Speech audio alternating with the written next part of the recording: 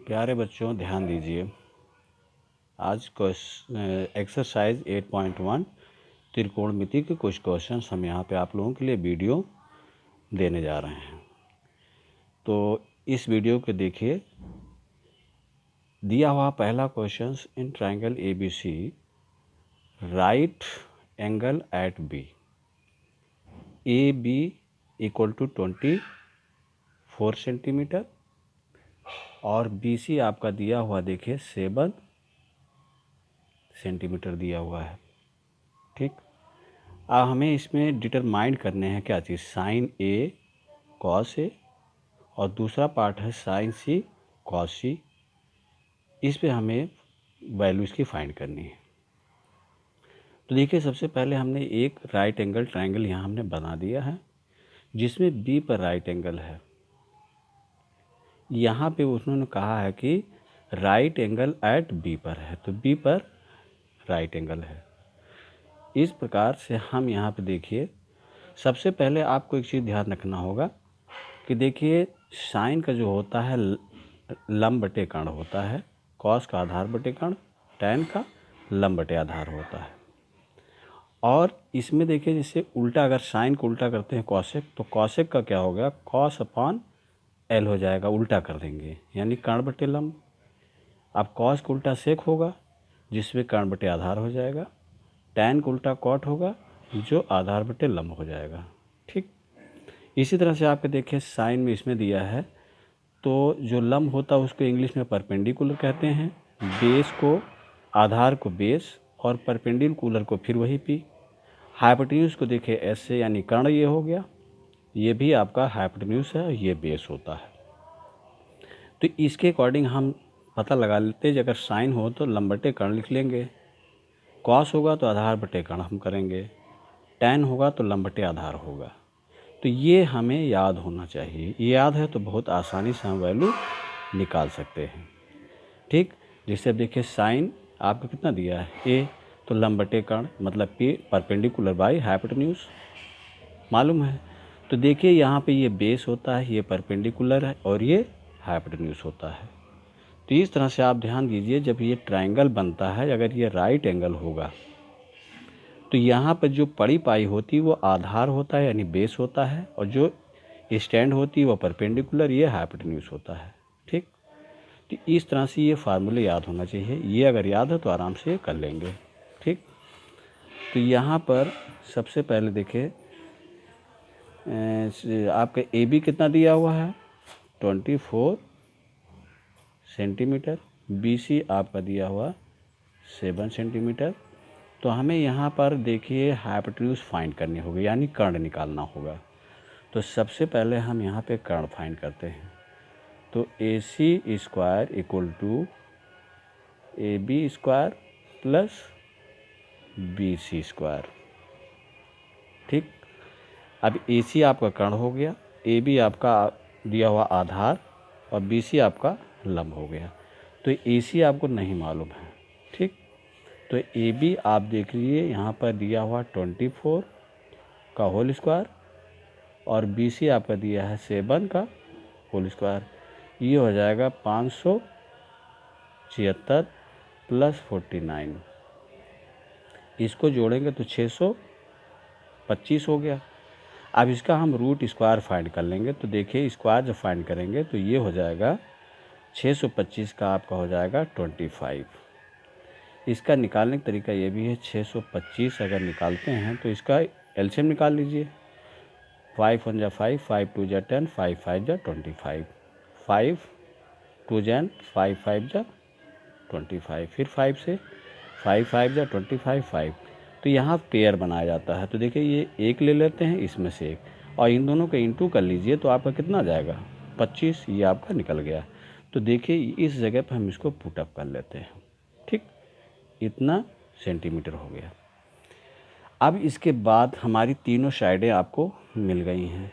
तो सबसे पहले हम देखें साइन A का, यहाँ पे देखेंगे तो साइन A जब यहाँ फाइंड करेंगे तो साइन का ट्रायंगल में आकर देखिए तो साइन का परपेंडिकुलर बाई हाइपोटेन्यूज, क्योंकि देखिए साइन का क्या होता है यहाँ परपेंडिकुलर बाई हाइपोटेन्यूज, यानी ये आपका दिया हुआ है, या लंब बटे कर्ण, दोनों एक ही चीज़ें हैं।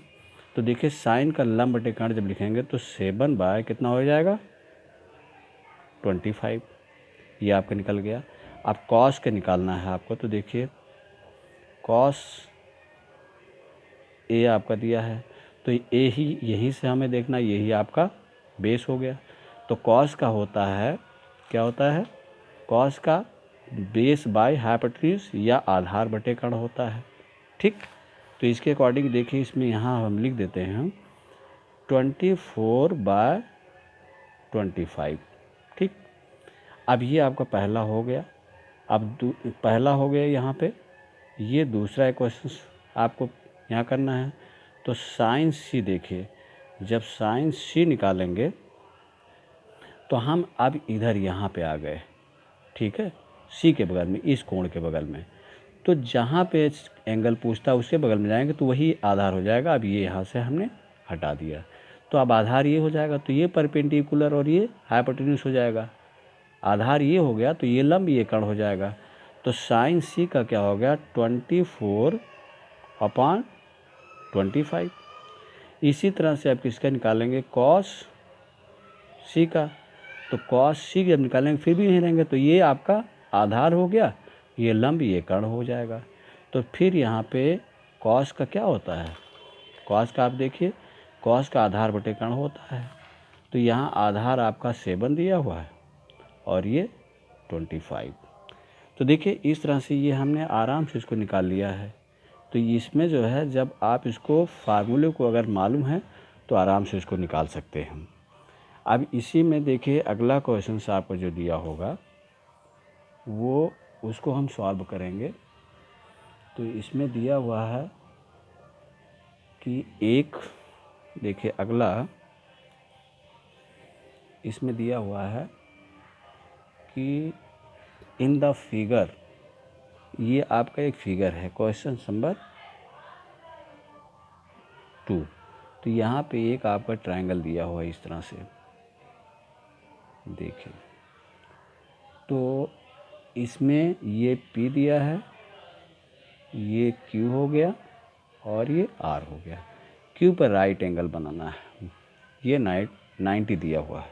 ठीक, ये और क्वेश्चन दिया हुआ है कि इसमें हमें वैल्यू फाइंड करनी है कि tan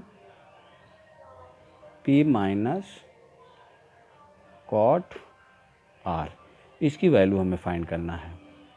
ठीक, तो सबसे पहले आप देख लीजिए, इसमें दो साइडें आपकी दी गई हैं, एक तो ये दिया हुआ है और एक दिया हुआ है इसका हाइपोटेन्यूज, ये दिया हुआ है। हमें बेस नहीं मालूम है, यानी ये बेस नहीं मालूम है, तो बेस हमको निकालना है। ठीक, तो बेस निकालने के लिए अब क्या करते हैं, हम पाइथागोरस थ्योरम का यूज़ करेंगे। तो देखिए यहाँ पे लिखेंगे PR² QR² प्लस PQ²। अब यहाँ पे PR आपका कितना दिया हुआ, QR कितना है नहीं मालूम है, यानी QR यहाँ पर ऐसे रहने दिया और यहाँ पे प्लस PQ। तो देखिए ये हो गया 13 का स्क्वायर, QR हमको नहीं मालूम है, PQ आपका कितना दिया है QR, और ये 144। तो इसको हम ला के इधर देखिए, इसको इधर मूव कर लेते हैं, इसको इस तरफ ले आएंगे तो ये माइनस हो जाएगा, ये QR स्क्वायर हो गया, ये 25 QR, ये 25 का यहाँ पे हम रूट निकाल लेंगे तो कितना आ गया 5 QR। तो QR आपका निकल गया कितना 5 सेंटीमीटर निकल गया। क्लियर। अब जब ये निकल गया तो इसकी देखिए वैल्यू हम निकालेंगे सबसे पहले, क्योंकि tan P, तो tan P देखिए tan P होता है परपेंडिकुलर बाय बेस, तो ये हमने यहाँ लिख दिया। और यहाँ cot R निकालना हमको, तो cot R जब निकालेंगे, पहले आपको दिया है cot P, ध्यान दीजिए यहाँ पे मिस्टेक हो जाएगा। तो ये अब पी निकालना है, तो यहाँ पर ये बेस हो जाएगा और ये परपेंडिकुलर। तो इसका मतलब यहाँ पर जो ये आएगा तो 5/12, क्योंकि लंब बटे आधार। और कॉट आर जब आएंगे तो यहाँ आगे, तो अब ये आधार हो जाएगा और इसको यहाँ से हटा देंगे तो ये आधार हो गया। अब देखिए ये लंब बटे आधार हो जाएगा, तो कॉट का क्या होता है, आधार बटे लंब। देखिए तो ये हो गया। तो अब यहाँ पे हमारा जो वैल्यू आएगी तो tan p minus cot r, तो इसकी वैल्यू देखिए यहाँ पे रख देते हैं 5/12, क्योंकि tan p हमने निकाल लिया है 5/12, और कॉट r का कितना दिया हुआ है, कॉट r ये निकाल लिया, तो ये हो जाएगा 5/12। तो इस तरह से देखिए ये दोनों कैंसिल हो गया, कितना आ गया, 0 आ गया। इस तरह से ये देखिए आराम से इसका हो गया। तो इस तरह से जो क्वेश्चंस आपके दिए हैं उसको फार्मूले के अकॉर्डिंग इसको हम क्या करते हैं, लगाते चले जाएंगे और फार्मूला याद होना चाहिए। देखिए तीसरा क्वेश्चन दिया हुआ है, क्वेश्चन नंबर 3 दिया हुआ है, इफ़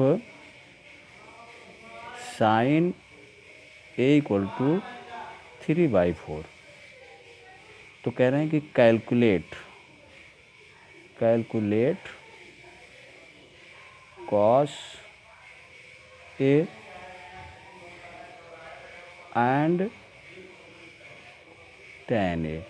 मतलब यदि साइन ए इक्वल टू दिया हुआ 3/4 और इसमें हमें क्या कैलकुलेट करना है, कॉस ए की वैल्यू निकालनी है और tan ए की वैल्यू निकालनी है।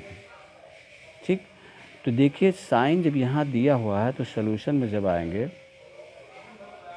सॉल्यूशन में तो यहाँ पर आपको देखिए साइन कितना दिया हुआ है, साइन ए इक्वल टू 3/4।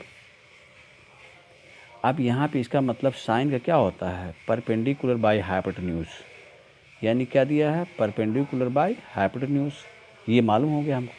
तो ये यहाँ ट्रायंगल बना लेते हैं। देखिए यहाँ पे एक ट्रायंगल हमने बना लिया और ये आपका ए बी सी दिया हुआ है। तो इसका मतलब परपेंडिकुलर आपका कितना है 3, हाइपोटेन्यूज कितना दिया है 4, बेस हमको नहीं मालूम है, ये हमको निकालना। तो पहले पाइथागोरस प्रमेय से निकाल लेते हैं। तो देखिए सबसे पहले निकालेंगे AC square equal to AB square plus BC square. AC आपका 4 यहाँ दिया है, वैल्यू यहाँ पुट कर लेते हैं। AB हमको नहीं मालूम है, रहने देंगे।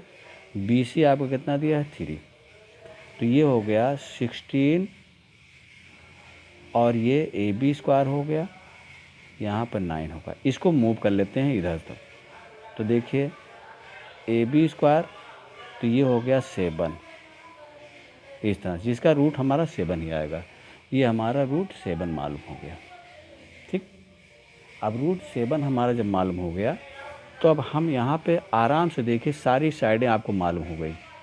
तो अब यहाँ पे हमें कॉस ए निकालना है, तो कॉस ए इक्वल टू क्या करेंगे, cos A base by hypotenuse, तो क्या हो जाएगा 7/4।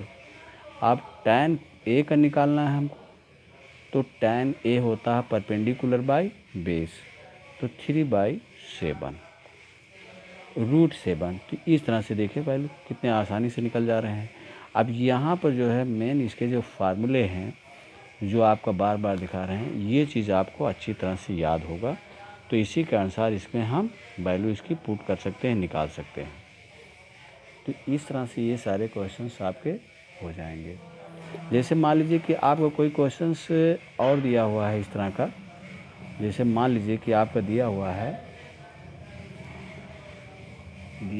जैसे कि 15 कॉट, ये क्वेश्चंस नंबर 4 हम दिखा रहे हैं। तो दिया हुआ कॉट ए इक्वल टू 8 दिया हुआ है, तो हमें क्या फाइंड करना है, फाइंड साइन ए सेक ए। ठीक, तो देखिए सबसे पहले जब यहाँ पे आपका ये दिया हुआ तो यहाँ पे इसको हम ऐसे लिख सकते हैं। देखिए सॉल्यूशन में जब आएंगे, जब इसका सॉल्यूशन हल करेंगे तो देखिए सबसे पहले यहाँ लिख देते हैं कॉट ए इक्वल टू 8, तो इसको लिख लेंगे कॉट ए सबसे पहले। तो देखिए यहाँ पे हो गया 8/15। अब हमारा ये पता लग गया, इस साइडें मालूम हो जाएंगी, क्योंकि कॉट का आपका क्या होता है, यहाँ पे आधार बटे क्या होता है, लंब होता है। तो इस तरह से हमें मालूम हो गया कि इसके ट्रायंगल कैसे बनेंगे। देखिए अब मालूम हो गया, तो ए बी सी हो गया। तो आधार आपको कितना दिया हुआ, 8, और ये कितना दिया है, 15। फिर देखिए यहाँ पे ये नहीं मालूम है, फिर हम यहाँ पे क्या करेंगे, पाइथागोरस लगा देते हैं। तो जब पाइथागोरस लगाएंगे तो सबसे पहले देखिए ए सी लिखेंगे, और यहाँ पर A B square plus B C square. तो ए बी तो आपका दिया हुआ कितना, 8, और यहाँ 15 दिया है, इसका स्क्वायर कर लेंगे।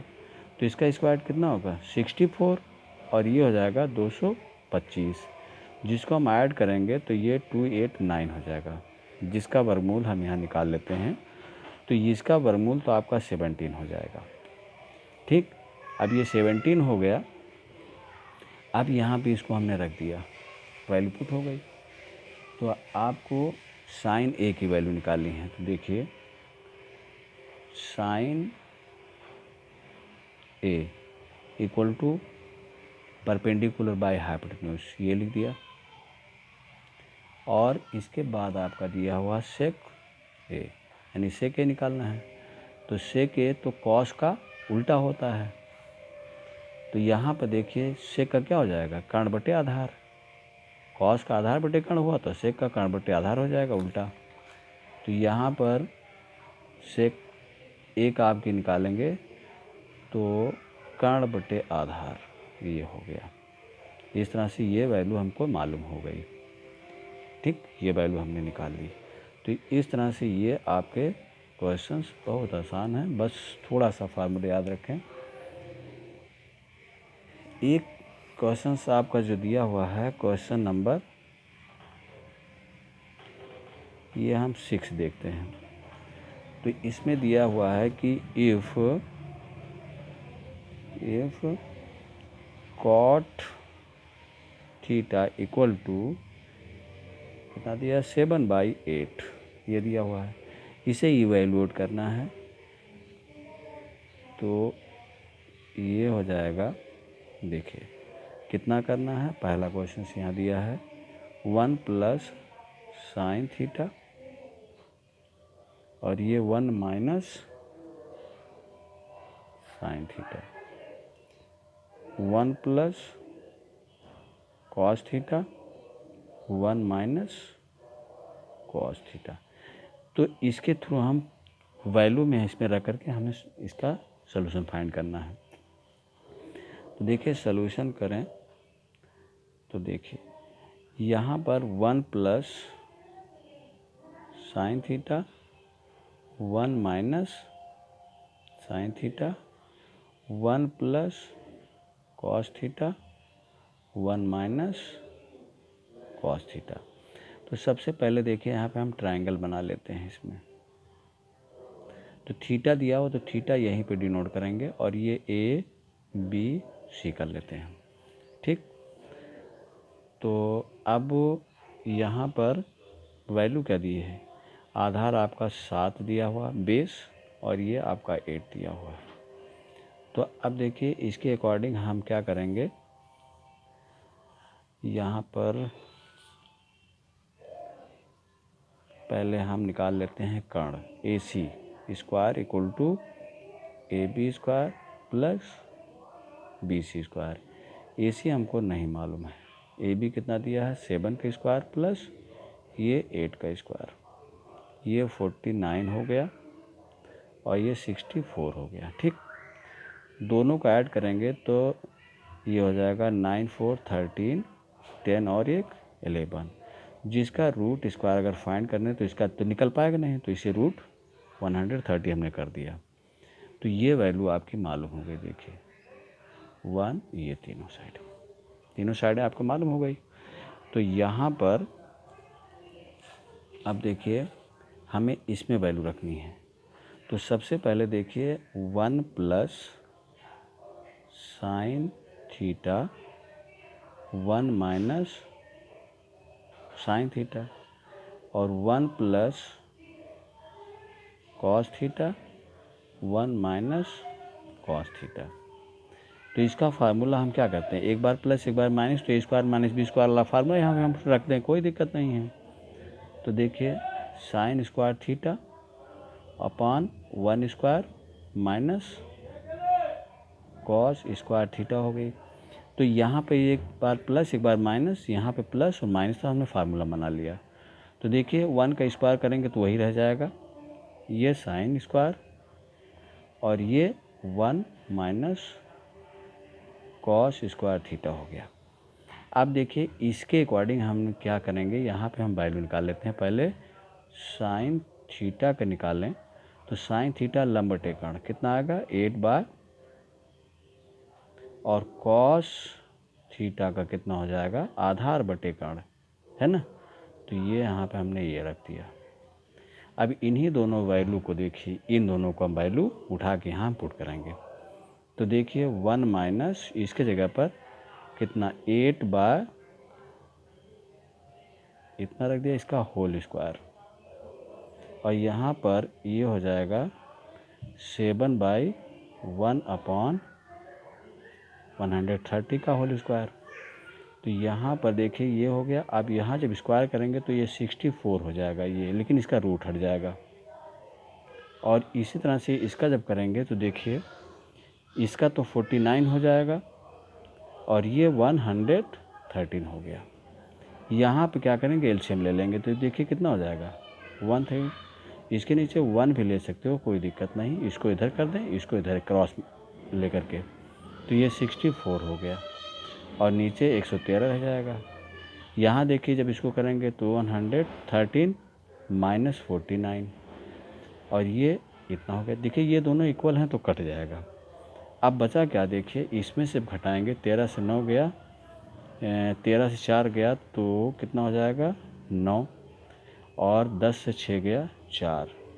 यहाँ पे देखिए 13 से 9 गया तो कितना आ जाएगा, 13 से 9 गया 4 आएगा, और 10 से 4 गया 6। इस तरह से देखिए इसका वैल्यू हमारा मालूम हो गया 49/64। इस तरह से इसका आंसर आपका हो गया। ठीक, तो